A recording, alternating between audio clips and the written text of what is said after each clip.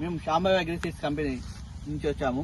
ఈరోజు మనం వచ్చేసిన ఫీల్డ్ బుజ్జి, మనం వచ్చేసిన విలేజ్ ధర్మసాగర్. ఇక్కడ మన ఫార్మర్ ఉన్నాడు. నమస్కారం అండి. నమస్కారం. మీ పేరేం పేరు? నా పేరు వెంకటయ్య. మీరు ఏమంటారండి? ధర్మసాగర్. ధర్మసాగర్ జిల్లా వచ్చేసింది. జిల్లా హన్మకొండ. సరే, మీరు ఏ పత్తి గింజలు పెట్టారు? బుజ్జి ఫార్మర్స్. బుజ్జిను 599. సరే, మీకు ఎలా అనిపించింది? ఇది పోయినసారి కన్నా ఇప్పుడు మంచిగా అనిపించింది. అందరు చూస్తాళ్ళు దీన్ని మంచిగా ఉన్నాయి, ఎక్కడ తెచ్చినావు అని అడుగుతాళ్ళు. అవి మాకు కావాలి, వచ్చే సంవత్సరం కూడా నువ్వు దేవాలే మేము పెట్టుకుంటాం అని అంటాళ్ళు. మంచిగా అప్పటి నుంచి ఇప్పటిదాకా చేయని పెట్టిన కాదు ఇప్పటిదాకా మంచిగా మంచిగానే కాపచ్చిందని అందరు చూసుకుంటాను. 70-80 దాకా వచ్చినాయి. ఇవి పక్క పంటలు మంచిగా లేవు, 10-20 దాకా ఎక్కువ లేవు, 20-30 దాకా అంతే. ఇది మంచిగా వచ్చిందా చాలా మంది చూసిపోతాను. ఎలాంటిగా లేదు, తట్టుకున్నది. మందులు కొడతా అంటే మంచిగా తట్టుకున్నది, మంచిగా వచ్చింది.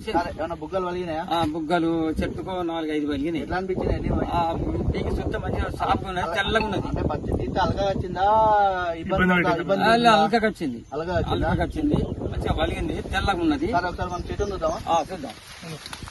చూడండి రైతు సోదరులారా, మన బుజ్జి అనే పత్తి విత్తనం ఎలా ఉందో చూడండి. జడకాపుతోని కాయలు మంచిగా నీట్గా ఎలా ఉన్నాయో.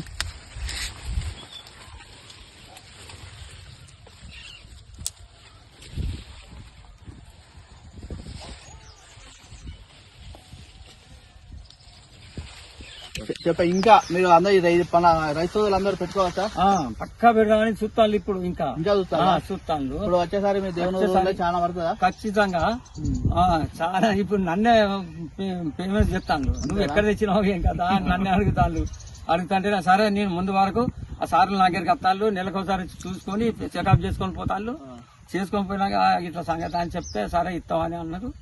సార్లు అన్నారు అని సరే ఇప్పిస్తుంది అని తెచ్చి మన ఇంట్లో పెడదాం అని సెల్లింగ్ చేద్దాం అని నేను. చూసారా రైతు సోదరులారా, మన శాంభవి అగ్రిసీడ్స్ వారి బుజ్జి పెట్టడం వల్ల రైతు ఎంత ఆనందంగా ఉన్నాడో. సరే, ఇది దీంతో పాటు అందరు పెట్టుకోవాల్సిందిగా కోరుతున్నాం. సరే.